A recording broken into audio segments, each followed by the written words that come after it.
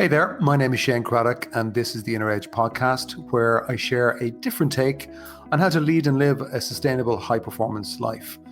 Over the course of different episodes, I'm going to challenge the belief that tension, stress, and struggle are essential to success and creativity. My experience is that there's an easier way, there's a better way, and indeed there's an essential way that we need to explore for the times that we live in. So let's go ahead, let's jump in and explore.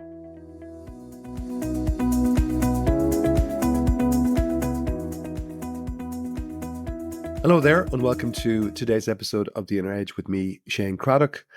Today, I want to talk a little bit about what I'm going to call the key element or a key element of the inner CEO model, maybe the key element. Now, if you haven't been listening to these episodes, or if you're not aware that I wrote a book called The Inner CEO, just to explain very simply that for me, everybody needs to become aware of the power of becoming the boss of their mind. And that's, to me, in the realm of the inner CEO. But the inner CEO really is the awareness, the observer behind your thinking. And once you're pretty much anchored in that space, it allows you to pick and choose the thoughts and the thinking that actually serves you best. Now, that's the simplest way I'm going to say this. But one of the things that I want to share today is that everybody has an inner voice. I know you do listening to this, and it's just to tune into that inner voice. The fact that you're aware of it means that there's, in a way, two things in there without trying to freak you out. It's not an alien. It's just that you're aware. That awareness is the key bit. But that there is an inner narrator, and that inner narration has a huge effect on what you think is going on in your life, how you see yourself, your self-image. But that narration, so, is critically important, especially if we're unconscious to it, which for a lot of the time in our lives, I think we are. But that narration is hugely influenced by something very specific. And that's the key element I want to talk about today. So when you're looking for solutions, for example, above all else, I want you to consider this. First, consider your mood or your state. Because our mood determines our perspective, which ultimately shapes our actions, which really determines our results. Now, in my book, The Inner CEO, on a very simple level, if you can imagine a triangle, at the top of the triangle, we have state, or I state is what I call it, inspired state. And then that flows down to, as you're looking at it, the right-hand side of the triangle, which is I intention, inspired intention, which then flows to the left side of the triangle, which is I action, inspired action. So inspired state leads to inspired intention, which leads to inspired action. And I kind of go through that in more detail in the book. Now, inspired intention means different things to different people, perhaps, but really what I'm talking about is, what is the thinking that's driving me? Because your thinking is critically important. Thinking is an amazing tool, but very often it can sabotage us. It can help us get stuck. So our intentions really determine our actions. But what we don't always consider is that our mood or our state actually changes hugely our ability to think and the level of our intentions.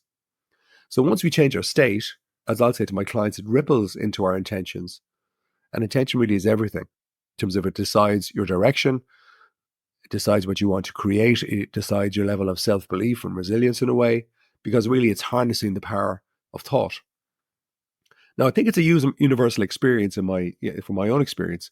So for example, if you own a car and your mood drops, you might be looking at the car thinking, oh, it's such a terrible car. I just need to get rid of that car. And then on another day, when your mood is up and you're feeling good, you could look at that car and think, oh, it's such a great car. Man, it's so dependable. In fact, it's a classic. I just love this car. Same car, but a different experience in terms of how you perceive them. You can apply the same principle, I think, to your partner in life, or girlfriend or boyfriend situation, or any sort of relationship. Oh, I think they're great. And the next day, I hate them. And if you think about it, very often it's because the story changes, but very often that's because the mood changes in you for some reason. Usually it could be internal weather changes, or it could be down to a reaction, or maybe something difficult going on in your life. And if you're in a business context, it could be, one day I've got a great team, they're brilliant. Next day, they're terrible, they're useless. And I know this is true because I've seen it myself, I've experienced it myself, and I've seen it with so many clients. So I know it's a universal experience. Now, sometimes people will say, "Oh, Shane, my mood is off because of this situation or because this person did this to me."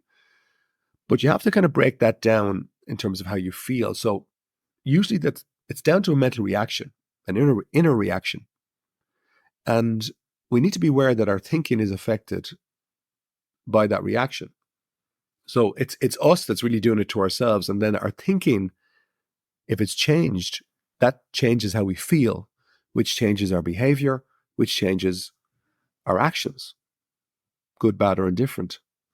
Now, I am thinking of somebody I was talking with over recent months, and this is kind of a common situation for me. I was talking to somebody who is in a challenging business situation. There's a fairly serious business situation going on. It's tricky. Like for a lot of business owners, it's never straightforward. There's always going to be different types of challenges. And this one in particular relates a lot to cash and cash flow. And the situation, understandably, I think, was wearing them down gradually. But there was also other stuff going on in their life, and quite a bit actually, where it just was all adding up and they're just getting worn down. And then without really considering it, their mood or their state was also coming down as well. And so now, as you're listening to me, you probably realize, oh, okay, well, that would mean that their thinking quality was coming down. And without realizing it, their inner movie team was starting to be affected. So this person, was probably more naturally an optimist, but without realizing it, their inner projector, their inner narration, it wasn't as optimistic. And it definitely probably was more pessimistic. So that meant then that their level of intentions, their level of actions was being compromised in a negative way in terms of their performance. And the reality is that we all have an inner narration for each part of our lives. And often it's unconscious until maybe you listen to something like this, or you read a book, or you talk to somebody who's into this kind of thing, goes, hey, like, what's your inner narrator telling you at the moment? Now, this particular person, as I say, their mood was down. So as a result, I know that everything else ripples down. And when we got into it, we both realized that they were feeding very worrisome intentions to their inner team. And not only that, that was kind of dragging their mood down even more. It was affecting their perspective and ability to deal with or to get the best out of any situation, especially a tough one. And that was rippling into all parts of their work and their lives. Their stress levels had gone up. Their sleep quality was going down. Their health was going down. Their ability to kind of be creative, innovative, adaptive, all of that was going down. All affected, from my point of view, because of their state. Their state had dropped. Now, this one conversation I was having with this person, I was listening to everything they were saying to try and understand how they saw their world and also to listen to the realities of their world as well. But ultimately, I was there for one thing only, which was to help them raise their state, which over the course of a little bit of time, it happened. Their state improved. And I asked them, I said, look, is your state, what's it like now compared to, say, a couple of hours ago? Their state had shifted up.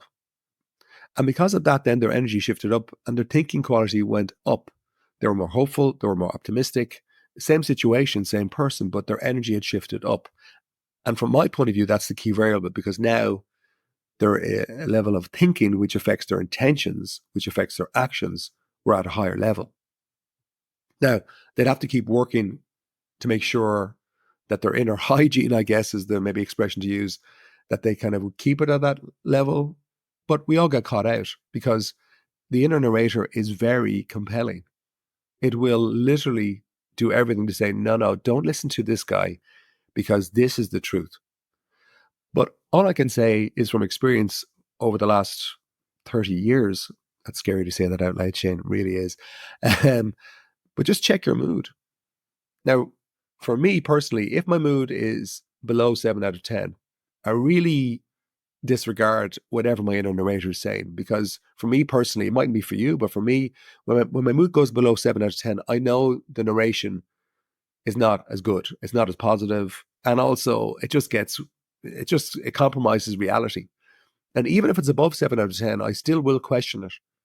Even if my mood is very, very good, because sometimes the ego can come in and distract you from reality. Now, I will say to you, I think if you like these audios on these podcasts, I haven't really plugged my book too much at all, really, on these podcasts, as far as I'm aware. But just in case you're new to these episodes, I did bring out a book, as I mentioned at the start, The Inner CEO. But I took some time to record an audible version of it, and it's turned out, if I do say so myself, quite well. It's 8.5 hours long. Plus, I've added in some extra bits that are not in the written book, because as I was talking, as things occurred to me, I'd add them in. And so, like it took me longer than I thought it would to record it, but it was worth it, and the feedback has been great. And again, I'm just flagging it to you here that it's on Audible. It's probably the main platform to get it on. And if you like these episodes and these podcasts, I certainly would check that out, because you get 8.5 hours of me rattling on about the inner world, but going into it in a little bit more detail, because obviously with these particular episodes, I enjoyed them. They seem to make a difference to people, which is brilliant. But you can't always go in depth in the time. And I'm considering new ways of maybe new audios to come out this year, maybe to go a bit deeper. But in the meantime, you can get quite a lot of in-depth explanations and value from the Inner CEO audiobook. Anyway, what about you in relation to what we're talking about? So think of an area in your life where you're struggling with it, perhaps. And can you check in on the narration? Like, what's the story you're telling yourself? And usually it helps either to sit and talk with somebody to drag it out, somebody who's into this kind of thing or is experiencing some of this stuff, or else take out a pen and paper and just start writing down, what am I saying to myself here? What is my mind telling me is the truth? But maybe it's not. But most of all, just check your mood, your state. Where is it when you think about this area? Because very often that'll be the clue. And also, like, what intentions are you feeding to your inner team? And certainly, I think if people are realistic and honest, they will tell you that, their mood goes up and down quite a bit, because it'll react to different situations and to people. But as you start to get a feel for this kind of thing, it does enhance your ability to not react, not take to heart as much things when they don't go your way, which obviously is going to be the way it's going to be in life. And so from today, what I'm saying anyway, overall, is on a simple level, to change your results, you need to change your actions, which means you need to change your intentions, which is hugely influenced by your state or your mood. So ultimately, then, if you simplify that further, to change your results, look to your state first. That's it for this week. Ciao for now.